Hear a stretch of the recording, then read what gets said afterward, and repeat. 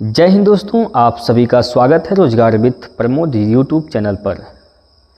सभी लोग एक बार हमारे साथ जुड़ेंगे, जल्दी से जुड़ेंगे दोस्तों। आप सभी लोग इस सेशन के साथ जुड़ेंगे। चलिए सभी लोग आ गए साथियों। आइए दोस्तों, यहाँ पर हम स्टार्ट करते हैं आज का सेट नंबर 23। आज सेट नंबर 23 स्टार्ट होने वाला है।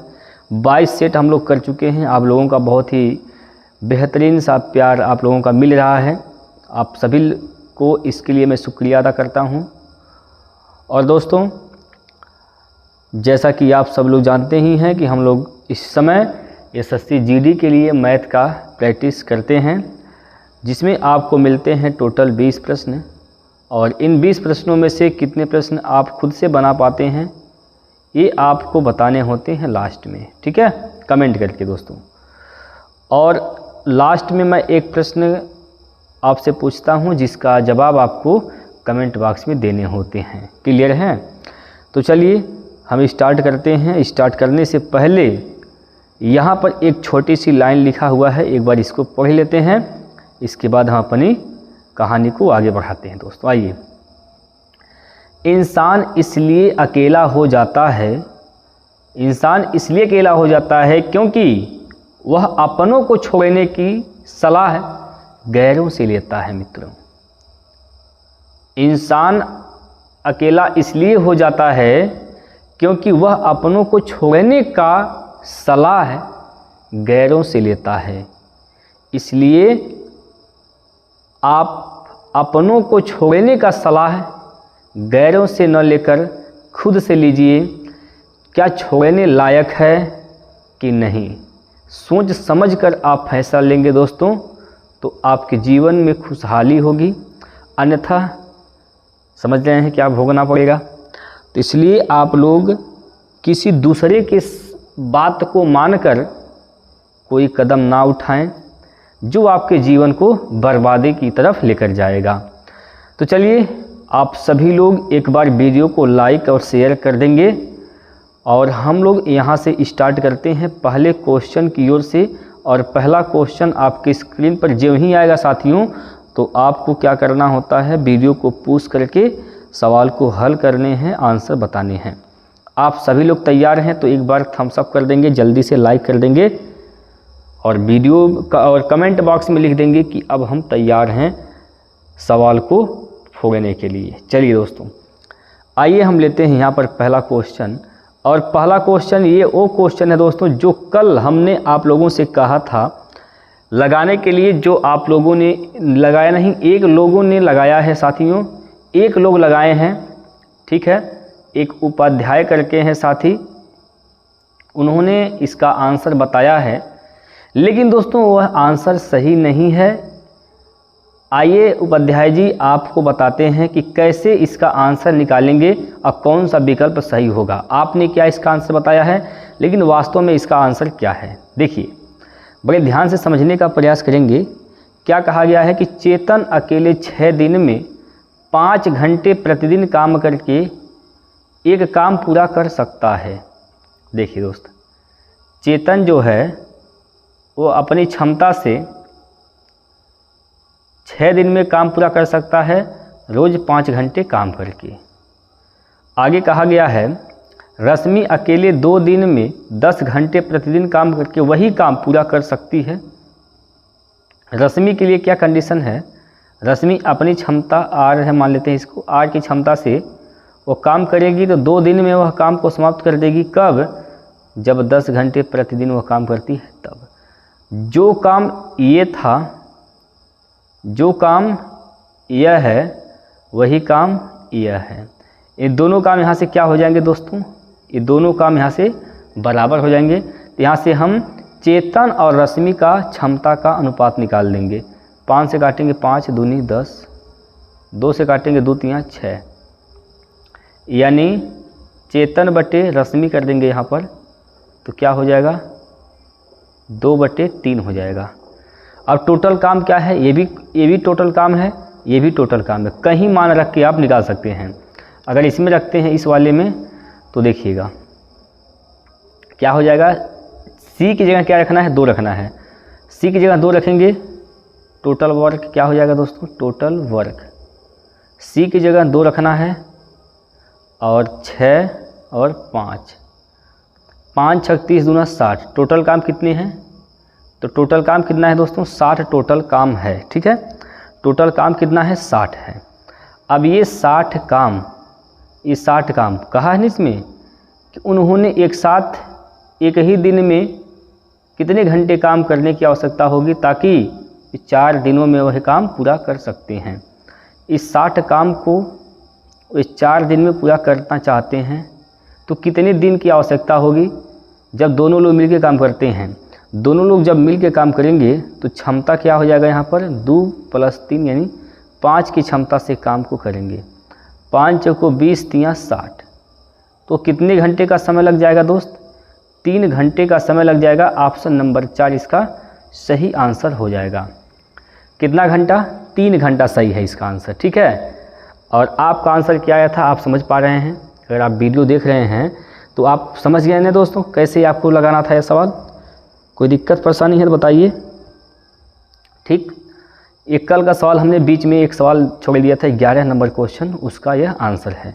चलिए अब हम चलते हैं, यहाँ पर देखेंगे। अब यहाँ से स्टार्ट होता है आज का पहला प्रश्न, पहला प्रश्न। ठीक है, देखिए मित्रों, अब इसका आंसर क्या होगा बताएंगे आप लोग। कहा गया है कि 2 रेलगाड़ियां एक ही दिशा में 40 किलोमीटर प्रति घंटा और 90 किलोमीटर प्रति घंटा की चाल से चल रही हैं। उनकी लंबाई क्रमशः 275 मीटर तथा 350 मीटर हैं।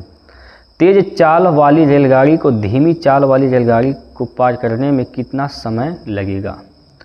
देखिए समय बराबर क्या होता है, समय बराबर डिस्टेंस अपॉन स्पीड होता है। ठीक, तो समय बराबर क्या हो जाएगा, डिस्टेंस, पहली ट्रेन दूसरी ट्रेन, दोनों का ट्रेन की लंबाई जो है जुटेगा, यही क्या हो जाएगा, डिस्टेंस, यानी टोटल दूरी हो जाएगा।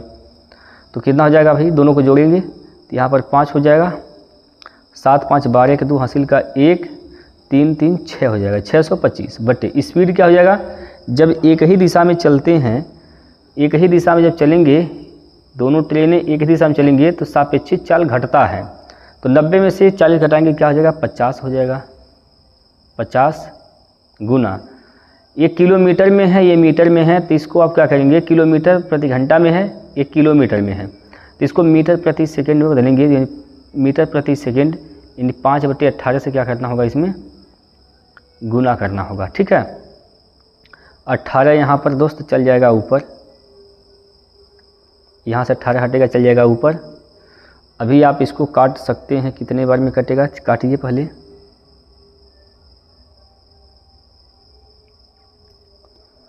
5 से काटेंगे तो 5 12 60, 5 बचे 25। 5 से काटेंगे 5 दहियम 10, या 25 से काट देंगे, 25 दूना 50, 25 पंजे 125। 2 से काटेंगे 2 9 18 हो जाएगा, 9 पंजे 45। कितने सेकंड का समय लगेगा, तो 45 सेकंड का समय लगेगा। ऑप्शन नंबर 1 इसका राइट आंसर हो जाएगा।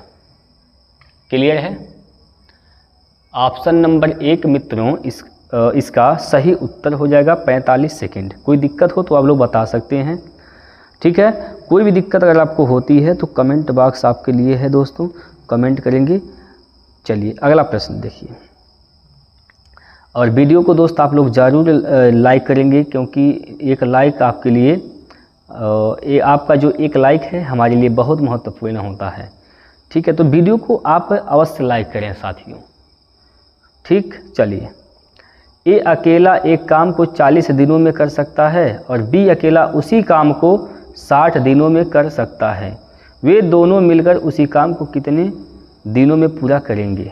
देखिए, ये जो है अकेला एक काम को 40 दिन में कर सकता है। ठीक, बी अकेला उसी काम को 60 दिन में कर सकता है। तो टोटल काम कितने हैं, दोनों का एलसीएम क्या हो जाएगा, 120। 120 ठीक है, 120, 40 3 120, 60 दूना 120, क्षमता निकल गया। कह रहा है कि वही जो 120 काम है अगर दोनों मिलके करते हैं तो कितना दिन का समय लगेगा। भाई दोनों जब मिलेंगे तो क्षमता जुट जाएगी। 2 + 3 यानी 5 की क्षमता से काम होगा। 24 पंजे 120 होता है दोस्तों, 24 दिन लगेगा। ठीक है, 24 दिन इसका राइट आंसर हो जाएगा ऑप्शन नंबर 1। 24 दिन में काम को समाप्त कर देंगे दोनों लोग मिलकर जब काम को करेंगे। क्लियर है। चलिए अगला प्रश्न देखिए।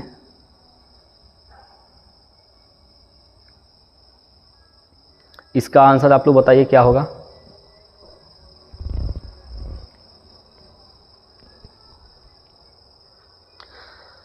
इसका आंसर दोस्तों आप लोग बताएंगे क्या होगा। देखिए, यदि 4p = 5q और 3q = 4r है तो pqr का मान बताना है। ये अनुपात वाले प्रश्न हैं साथियों।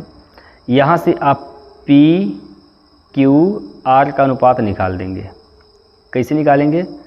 p का अनुपात इधर वाला होता है, q का अनुपात इधर वाला होता है। तो p का क्या हो जाएगा 5, q का क्या हो जाएगा दोस्तों 4 हो जाएगा।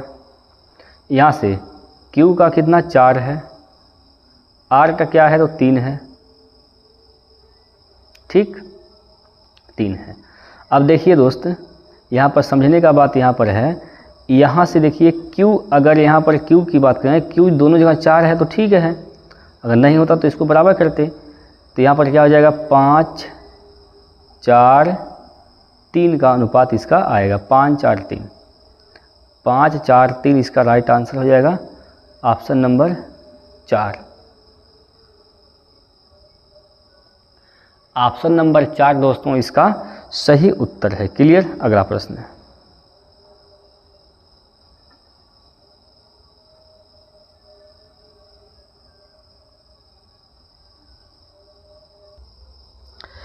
चलिए दोस्तों देखिए, अगला प्रश्न यहाँ पर आपके सामने है और इसमें क्या कहा गया है एक बार सभी लोग पढ़ेंगे।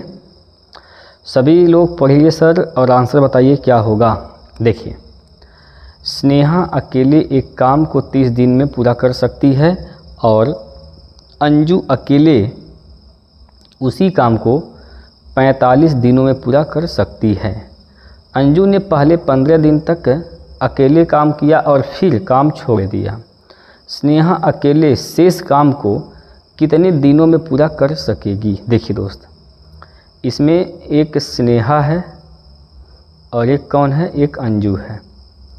स्नेहा काम जब करती है अकेले तो 30 दिन में पूरा कर सकती है, वहीं अंजू जो है वह अकेले 45 दिन में काम को पूरा कर सकती है। तो टोटल काम क्या हो जाएगा, दोनों का एलसीएम 45 दूना 90, इसका 90 हो जाएगा एलसीएम। 30 × 90, 45 दूना 90। होता क्या है, अंजू ने पहले 15 दिनों तक अकेले काम किया, यानी अंजू 2 की क्षमता से 15 दिन तक काम किया है। मतलब कितना काम कर दी है, 15 दूना 30 काम कर दी। भाई तो टोटल 90 काम था, 30 काम हो गया, बचा कितना, तो अभी भी 60 काम बचा हुआ है। अब कह रहा है कि स्नेहा अकेले शेष काम को कितने दिनों में पूरा करेगी। शेष काम 60 है, स्नेहा 3 की क्षमता से काम करेगी, तो 20 × 3 = 60, यानी 20 इसका सही जवाब हो जाएगा 20 दिन। क्लियर है, 20 दिन इसका सही उत्तर हो जाएगा दोस्तों। बताइए कोई दिक्कत परेशानी यहाँ पर आपको है तो बताएं। चलिए सर अगला प्रश्न देखिए।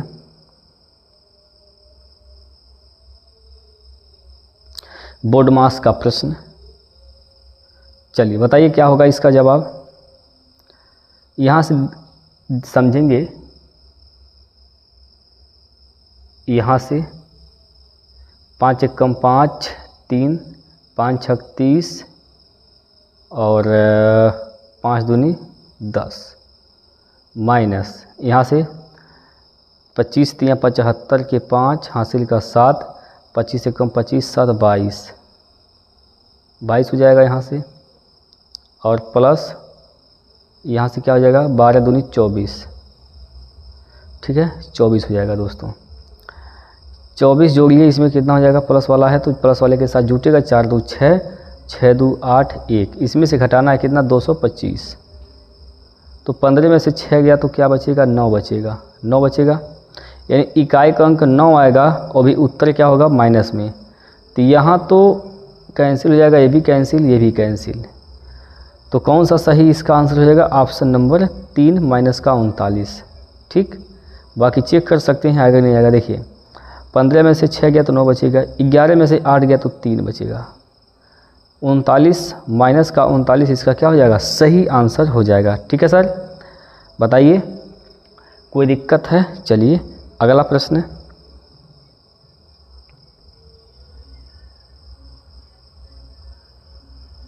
अगला प्रश्न देखिए दोस्तों, अगला प्रश्न जो कि प्रश्न नंबर 6 आपके स्क्रीन पर दिया गया है। बताइए इसका आंसर कितना होगा, लगाइए दोस्तों जल्दी जल्दी बताइए उत्तर क्या होगा।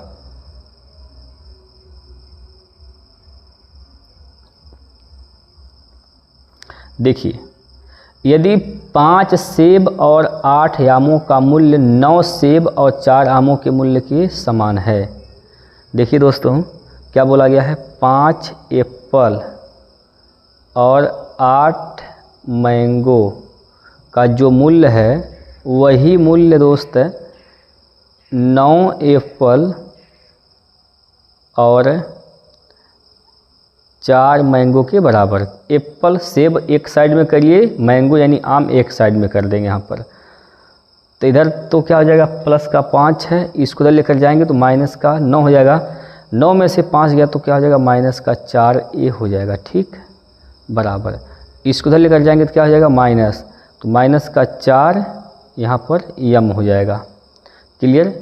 अब यहाँ से देखेंगे आप एक चीज़ गौर करेंगे, माइनस से माइनस कैंसिल, 4 से 4 कैंसिल, यानी ए संबंधी एम का मान क्या है, एक संबंधी 1 है, एक संबंधी 1 इसका right answer option number 4। Option number 4 दोस्तों इस प्रश्न का सही उत्तर है। क्लियर है, ऑप्शन नंबर 4 इसका सही उत्तर है। आप लोगों का क्या आया उत्तर बताइए आप लोग भी। चलिए सर आगे चलते हैं और अगला प्रश्न आपके स्क्रीन पर लेते हैं दोस्तों। इस प्रकार से देखिए,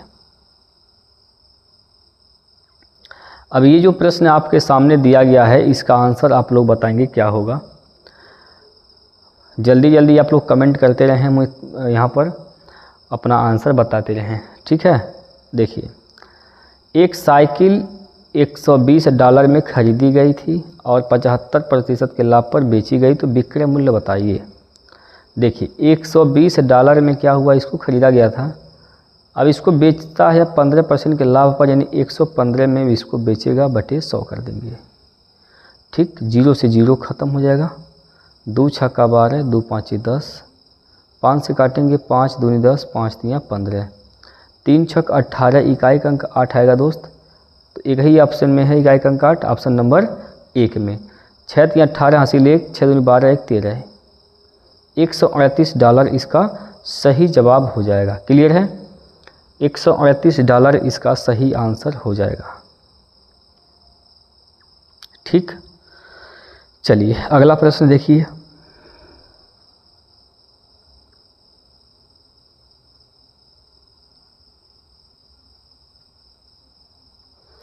इसका बताइए उत्तर क्या होगा आप लोग। इसका उत्तर आप लोग कमेंट करके बताइए क्या होगा।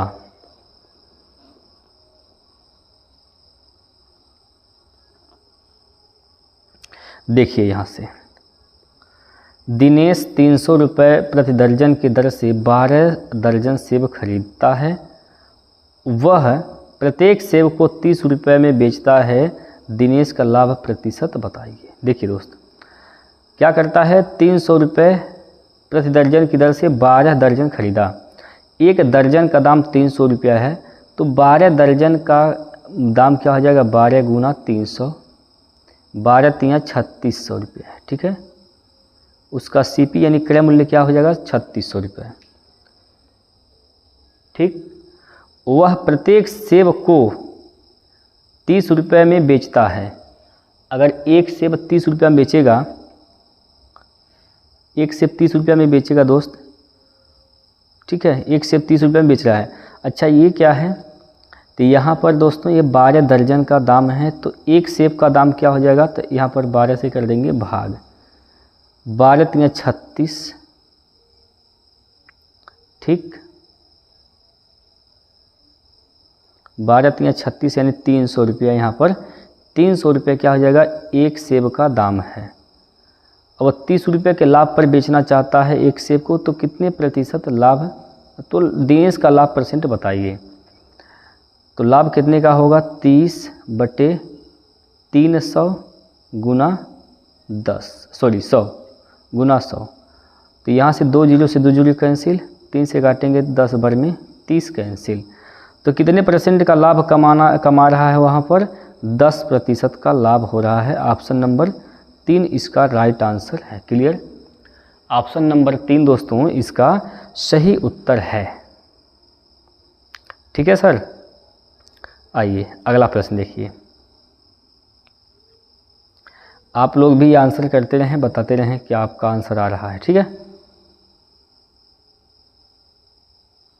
देखिए यहाँ पर कहा गया कि 16% और 12% की क्रमिक छूट बराबर है एकल छूट की। मतलब एकल छूट क्या होगा, तो क्या हो जाएगा, 15 + 12 माइनस का 15 गुना 12 बटे में क्या हो जाएगा, 100 हो जाएगा। यहाँ से काटेंगे अगर आप, यहाँ क्या हो जाएगा, 12 15 27 हो गया यहाँ पर, माइनस यहाँ से क्या हो जाएगा, तो 12 पंजे 60 हासिल का 0, 12 पंजे 60 के 0 हासिल का 6, 12 कम 12 6 18 बटे 100। तो ये हो जाएगा 1.8, 1.8। 27 में से 2 घटा दीजिए तो क्या बचेगा, 25 बचेगा। लेकिन 2 ने घटाना था, 0.8 घटाना था, 1.8 घटाना था, हमने क्या कर दिया यहाँ पर 2 ज़्यादा घटा दिया है, तो 0.2 जो है यहाँ पर ज़्यादा घटा दिया तो यहाँ पर जोड़ना पड़ जाएगा। ठीक है, तो इसका आंसर क्या हो जाएगा, 25.2, 25.2 इसका सही उत्तर हो जाएगा। क्लियर है, कोई समस्या तो नहीं ना उत्पन्न हो रही है आप लोगों के बीच में, बताइए।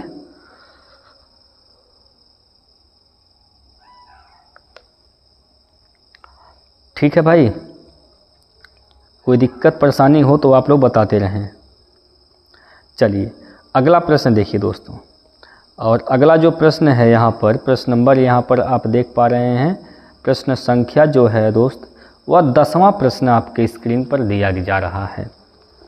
तो 10वें प्रश्न का उत्तर क्या होगा आप लोग बताएंगे कमेंट करके।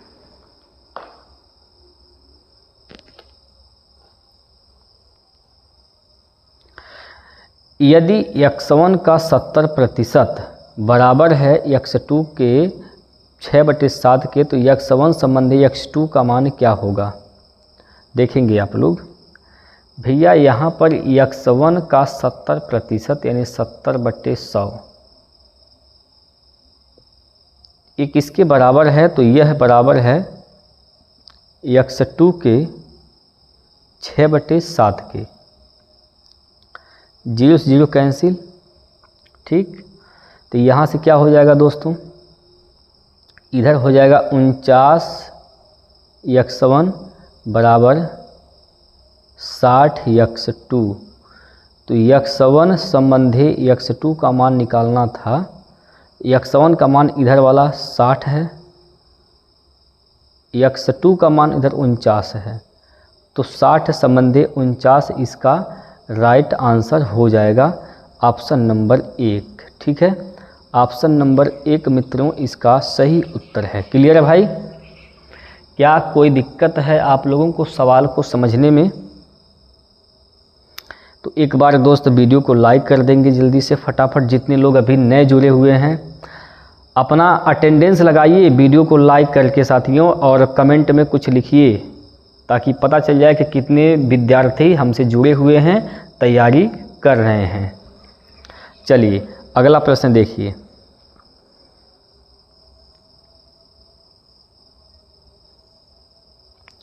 देखिए अगला क्वेश्चन क्या दे रखा है यहाँ पर, यहाँ पर दोस्तों अगला जो प्रश्न है, यहाँ पर क्या दे रखा है, तो यहाँ पर दिया है एक परीक्षा में संदीप को उत्तीर्ण अंकों से 55% कम अंक प्राप्त हुए, उसे 223.2 अंक मिले। यदि उत्तीर्ण प्रतिशत 62% है तो परीक्षा के अधिकतम अंक कितने हैं। परीक्षा के दोस्तों अधिकतम अंक आपको यहाँ पर बताने हैं।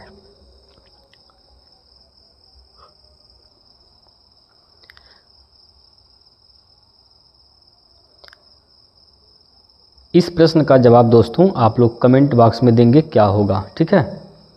इसका जवाब आप लोग कमेंट बॉक्स में देंगे, क्लियर है। कोई दिक्कत होगा तो बताइएगा, कल मैं इसको सबसे पहले ले लूँगा, ठीक है, ताकि आपको समझ में आ जाए इसका आंसर क्या होगा। प्रयास करिए दोस्तों आप लोग भी, क्योंकि प्रयास दोस्तों सबसे महत्वपूर्ण चीज़ है। प्रैक्टिस, प्रयास ये कभी नहीं छोड़ना चाहिए, ठीक। चलिए अगला प्रश्न, जो कि प्रश्न नंबर यहाँ पर 12वां आपके स्क्रीन पर आ गया है इस प्रकार से। देखिए क्या कहा गया इसमें। इस प्रश्न में कहा गया है रितु ने एक कैमरा 24,000 रुपये में बेचा और 20% का लाभ कमाया। यदि वह 25% लाभ कमाना चाहती थी तो उसे कैमरा किस मूल्य पर बेचना चाहिए। देखिए दोस्तों 20% का लाभ यानी 120 में बिका है, यानी 24 यहाँ पर 120 आएगा, 120 हो रहा है ना 20% लाभ, तो वह 120% पर बेची है कितने में, तो आप कहेंगे सर 2400 रुपये में, 24,000 रुपये में बेची है, ठीक। लेकिन वो चाहती है कि उसे 25% का लाभ हो, तो 125 में बेचेगी। तो 125% का मान यहाँ पर निकालेंगे तो क्या हो जाएगा, 24,000 बटे में 120 गुना 125, ठीक। यहाँ से काटेंगे अगर आप तो 1 0 से यहाँ पर 1 0 कैंसिल, 12 दूनी 24 और 125 दूना 250 हो जाएगा, ठीक है। 125 दूना क्या हो जाएगा 250, तो 250 तो ये हो गया और 2 0 यहाँ पर बचा हुआ है, यानी कहने का मतलब क्या हो जाएगा 25,000 हो जाएगा। 25,000 में बेचना चाहिए उससे 25% लाभ कमाने के लिए, ठीक है। 25,000 इसका सही उत्तर हो जाएगा ऑप्शन नंबर 4। क्लियर है कि नहीं क्लियर है, एक बार बताएंगे दोस्त आप लोग अपना रिव्यू देते रहें, सवाल का आंसर बताते रहें, सवाल समझ में आ रहा है कि नहीं आ रहा है, भी सभी चीज़ें आप लोग बताइए। चलिए दोस्त, मैं तो भरसक प्रयास करता हूं कि आप लोग को छोटा से छोटा सलूशन दिया जाए ताकि आप आसानी से सवाल को हल कर पाए। दोस्तों देखिए क्या कहा गया इसमें, 3 संख्याएं 3, 9, 11 के अनुपात में हैं। यदि उनका महत्तम समापवर्तक 29 है तो संख्याएं बताइए। संख्याएं बताना है तो 29 से जो संख्या कटेगी वही क्या होगा, संख्या होगा, ठीक है। तो 29 से चेक करेंगे, ये तो नहीं कटेगा, 29 दूना 58 कटेगा, 29 सॉरी दोस्तों यहाँ पर क्या गलती हो गया भाई, 29 3 9 27 के साथ हासिल का 2 और 3 दूना 6 2 8, यानी 87 से शुरुआत होगा, 87 से शुरुआत होगा दोस्तों। ये भी गलत ये भी गलत, कि क्या है ना दोस्त, 3 9 11 का जो मौसा होगा 1 होगा, 1 का मान 29 है तो 3 का मान 9 का मान 11 का मान निकाल देने हैं, ठीक। तो ये हो जाएगा इसका सही जवाब ऑप्शन नंबर 4। ऑप्शन नंबर 4 दोस्तों इसका सही उत्तर हो जाएगा। क्लियर है, आगे चल रहे हैं दोस्तों। अगला प्रश्न आपके स्क्रीन पर ये है आपका प्रश्न,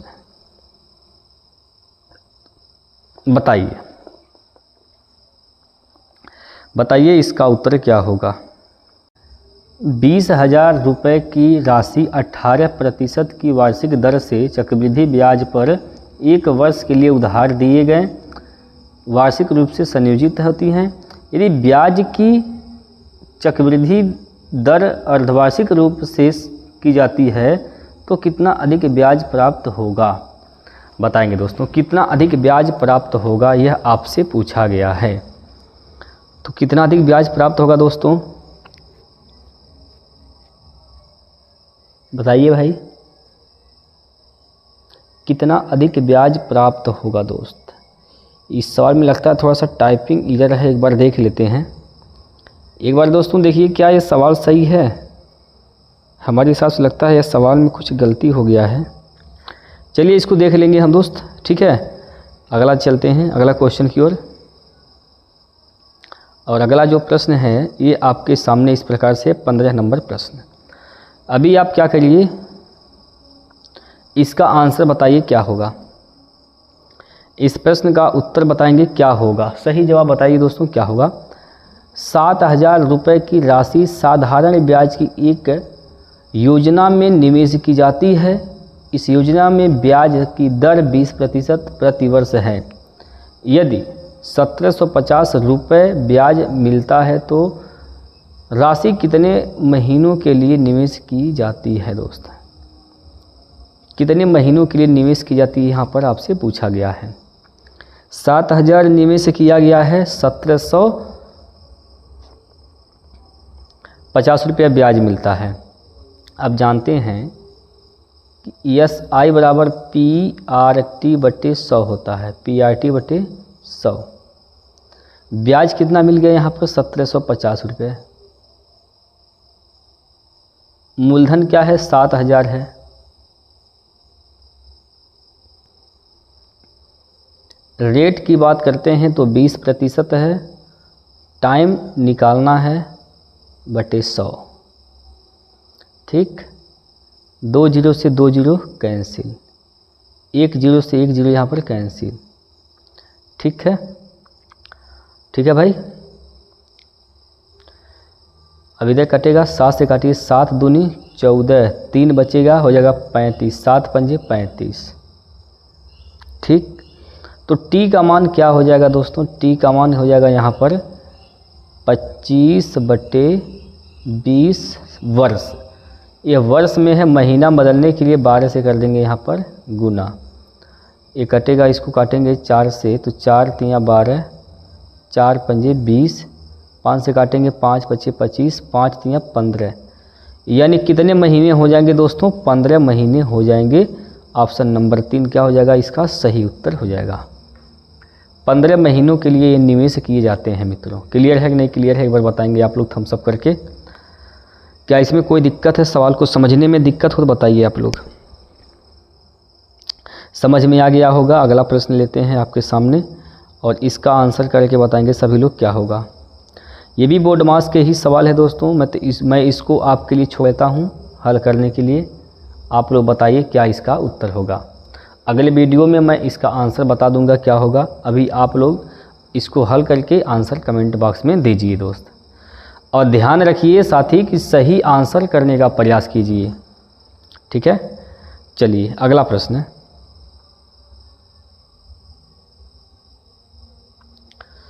प्रश्न नंबर 17वां।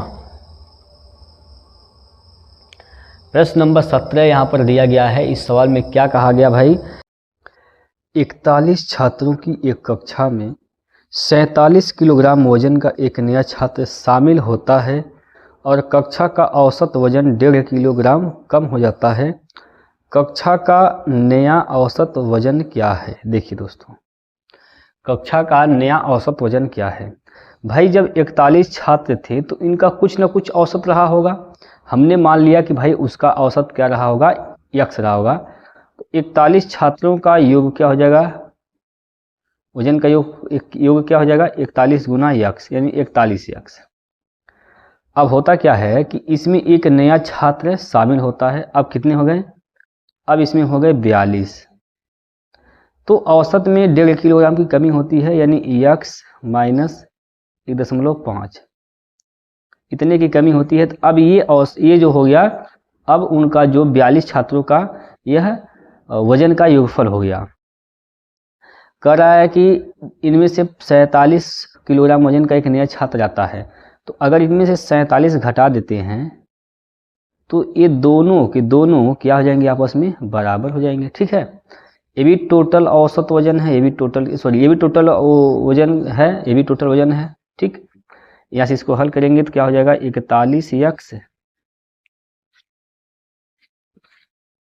41x बराबर ये हो जाएगा 42x माइनस 41 का गुना 42 का गुना 15 1.5 में करेंगे तो 15 दूना 30, 15 चौको 60, 3 63 ये होगा, अब माइनस का 47 हो जाएगा। ठीक, इसको उधर लेकर जाएंगे तो माइनस का क्या हो जाएगा x बराबर है जुट जाएगा तो क्या हो जाएगा 7 3 10 और 6 4 10 1 11 माइनस का, तो माइनस से माइनस कैंसिल, x का मान क्या हो जाएगा 110। ऑप्शन नंबर 4, ऑप्शन नंबर दोस्तों 4 110 किलोग्राम इसका सही उत्तर है। ठीक है,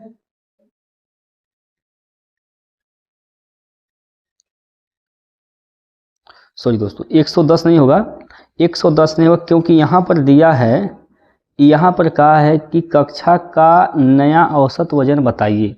ये 110 जो आया है दोस्त ये पुराना औसत वजन है, नया क्या हो जाएगा तो नया इसमें से क्या कर देंगे 1.5 कम कर देंगे, इसमें से 1.5 कम कर देंगे, तो यहाँ से आप 2 का कम कर दीजिए, कितना हो जाएगा, अगर आप 2 कम करते हैं तो 108 हो जाएगा। दोनों घटाना था, घटाना क्या था 1.5 तो इसमें 0.5 क्या कर देंगे जोड़ देंगे, यानी 108.5 होगा। ठीक है, ये नहीं होगा दोस्तों, ये नहीं सही है क्योंकि यहाँ पर कहा है ना कि औसत वजन, कौन सा औसत वजन, नया औसत वजन, तो जो 110 लाए हैं ये पुराना वाला है, नया क्या हो जाएगा 108.5, 108.5 इसका राइट आंसर है ऑप्शन नंबर 3। क्लियर, अब ये सही उत्तर है दोस्तों। ठीक, कोई दिक्कत परेशानी नहीं होनी चाहिए आपको इसमें समझने में। आइए आगे चलते हैं, अगला प्रश्न लेते हैं। सर अगला जो क्वेश्चन है वह आपके स्क्रीन पर इस प्रकार से दे रखा है। देखिए 27 लड़कों के एक समूह की औसत आयु 21 वर्ष है। यदि कोई लड़का समूह छोड़ देता है और औसत वजन 21.7 हो जाती है तो छोड़ने वाले लड़के की आयु क्या है। समझिए दोस्त, 27 लड़के थे जिनकी औसत आयु क्या थी 21 वर्ष था, 21 वर्ष था। ठीक है, यानी हर एक लड़के की जो औसत आयु थी क्या थी 21 वर्ष थी। एक लड़का समूह छोड़ के चला गया, औसत कितना हो गया, औसत क्या हो गया 21.7 हो गया, यानी औसत 21.7 हुआ तो इसका मतलब क्या हुआ दोस्तों, यहाँ पर इसका मतलब क्या हुआ कि देखिए जो लड़का समूह छोड़ कर गया है उसके जाने से औसत में वृद्धि हुआ है। इसका मतलब जो लड़का समूह छोड़ के गया है उसका जो आयु था वह 21 वर्ष से क्या था कम था, 21 वर्ष से क्या था कम था। तो यहाँ से क्या करेंगे इसको घटा देंगे, घटाइए कितने की यहाँ पर वृद्धि हो गया है, यहाँ पर 0.7 का वृद्धि हुआ है, 0.7 का वृद्धि हुआ कितने लोगों पर भाई 27 थे, एक लोग छोड़ के गया तो कितने हो गए 26 हो गए, 26 तो गुना करिए भाई 7 छक 42 के 2 हासिल का 4 हो जाएगा और 7 दूनी 14 4 18 0.1 स्थान पर, यानी 21 में से 18.2 घटाना है। 21 में से आप क्या घटा दीजिए, 21 में से आप घटा दीजिए दोस्तों 18, 3 बचेगा और उसमें से 0.2 घटा दीजिए तो क्या हो जाएगा 2.8 हो जाएगा, 2.8। तो इसका जो उत्तर होगा दोस्तों 2.8 वर्ष होगा, ऑप्शन नंबर 2। क्लियर है कि नहीं क्लियर है एक बार बताइए, समझे कि नहीं समझे आप लोग बताइए दोस्त। समझ में आया है तो एक बार सभी लोग 1 टाइप कर दीजिए फटाफट, समझ में आया है तो एक बार 1 टाइप कर दीजिए जल्दी से। चलिए अगला प्रश्न देखिए,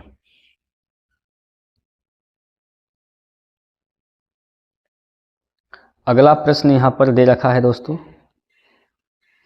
प्रश्न नंबर 19। प्रश्न नंबर 19 आपके सामने है, बताइए इसका उत्तर क्या होगा। इसको गुणा भाग करना है साथियों, बोडमास के नियम पर आधारित है, तो इसका आंसर आप लोग बताइए, क्योंकि देखिए हर एक सवाल अगर आप देखेंगे, अपने नहीं लगाएंगे तो आपको समझ में नहीं आएगा। तो कुछ सवाल ऐसे हैं जो आप खुद प्रयास करिए लगाने का। भाई क्या करना है, सबसे पहले भाग दिया जाता है। चलिए देख ही लीजिए इसको भाई, देख लीजिए। देखिए भाई, यहाँ से भाग देंगे तो ये क्या हो जाएगा, 143 गुना 13/11 ये होगा। तो यहाँ से जब गुना का भाग देंगे यहाँ पर, तो 11 कम 11 11, यानी 13 बार में कटेगा। 13 का गुना 13 में तो 169 हो जाएगा, 169। अब यहाँ पर आइए, यहाँ से लेके यहाँ तक 12 से काटेंगे, 12 कम 12 और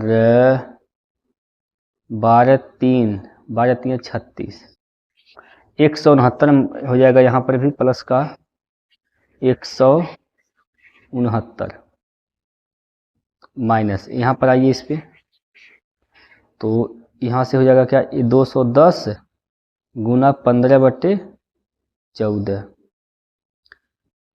तो 7 से काटिए, 7 दूनी 14, 7 तियाँ 21, 2 से काटेंगे तो 15 बार में कैंसिल, 15 का स्क्वायर 225, 225 हो जाएगा। ठीक, इसको जोड़ेंगे तो क्या हो जाएगा, 9 9 18, 6 6 12, 1 13, 1 1 2 1 3। इनमें से क्या घटाना है, 225 घटाना है। तो क्या बचेगा, इकाई अंक 3 आएगा दोस्तों। देखिए कहीं गलती हुआ क्या भाई, कहीं गलती हुआ है क्या। 7 दूनी 14, 7 तियाँ 21, 15 15 में ठीक तो है सब।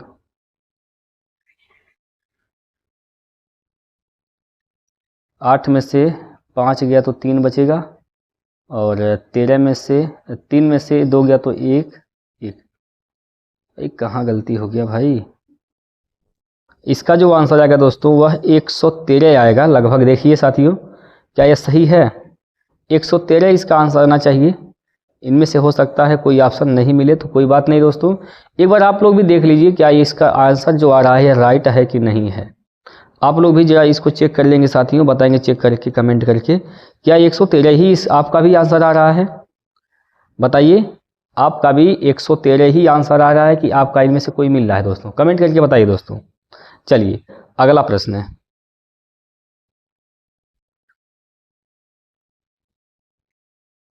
अगला प्रश्न यहाँ पर आपके सामने इस प्रकार से दिया गया है, प्रश्न नंबर 20, जो आज का सेट का यह लास्ट प्रश्न होगा। 4.2 सेंटीमीटर त्रिज्या और 8 सेंटीमीटर ऊंचाई वाले एक बेलन का कुल पृष्ठीय क्षेत्रफल ज्ञात कीजिए। कुल पृष्ठीय क्षेत्रफल यहाँ पर क्या करना है, बताना है। बेलन का कुल पृष्ठीय क्षेत्रफल, बेलन का कुल पृष्ठीय क्षेत्रफल क्या होता है, देखिए बेलन का क्षेत्रफल क्या होता है, पाई आर स्क्वायर एच होता है। ठीक, सॉरी दोस्तों, सॉरी 1 मिनट, यहाँ पर बेलन का क्षेत्रफल पूछा है तो क्या हो जाएगा, 2 पाई आर एच होता है।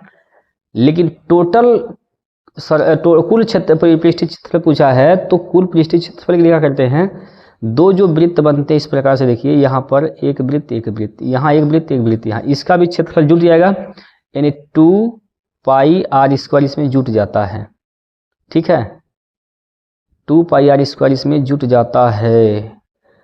तो पाई का मान 22/7 होता है दोस्तों, 22/7। इसका मतलब क्या हुआ कि 11 से अगर जो ऑप्शन कट जाए वही इसका आंसर सही हो जाएगा। तो चेक कर लीजिए कौन सा ऑप्शन कट रहा है। 6 4 10, 6 4 10, 3 13, और यहाँ से 4, 13 में से 4 गया तो क्या बचेगा दोस्तों, 9 नहीं कटेगा, तो ये तो ऑप्शन नहीं सही होगा। 8 6 14, 2 16, 5 4 9 7 16 भी नहीं होगा। 4 2 6, 2 8, 9 8 17, 17 में से 8 घटाइए 9 बचेगा, ये भी नहीं सही होगा। यहाँ पर आइए, 8 2 10, 3 13, 13 में से 2 घटाएंगे तो क्या बचेगा, 11।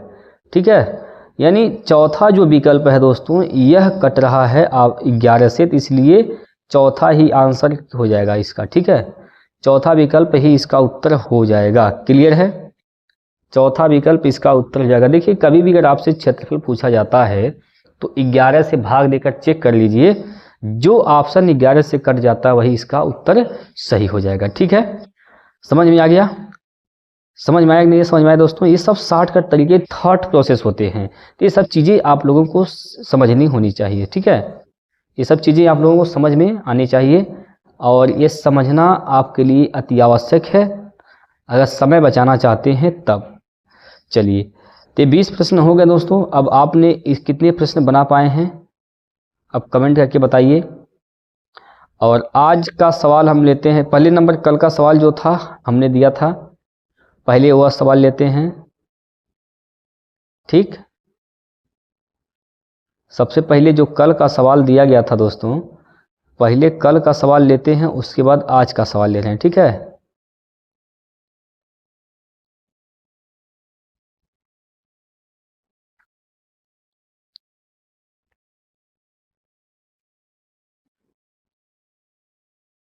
तो ये था कल का सवाल जो हमने होमवर्क में दिया था।